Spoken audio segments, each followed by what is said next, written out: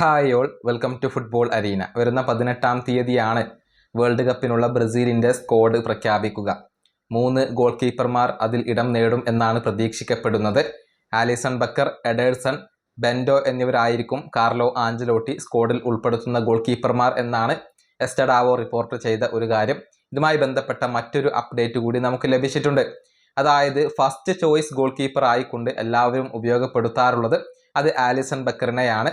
Second choice goal keeper ആയിരിക്കും Ederson. അതിനുശേഷമാണ് Bento വരാറുള്ളത്. പക്ഷെ അതിൽ കാർലോ ആഞ്ചലോട്ടി മാറ്റം വരുത്തിയേക്കും എന്നാണ് ചില മാധ്യമങ്ങൾ റിപ്പോർട്ട് ചെയ്തിട്ടുള്ളത്.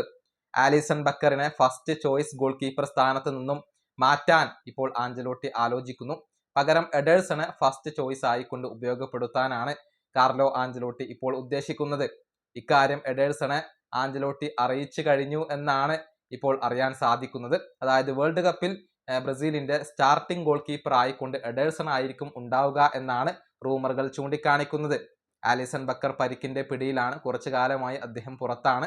പക്ഷെ ഇപ്പോൾ വേൾഡ് കപ്പിലേക്ക് അദ്ദേഹം റെഡി ആയിരിക്കും എന്ന കാര്യത്തിൽ സംശയങ്ങൾ ഒന്നുമില്ല.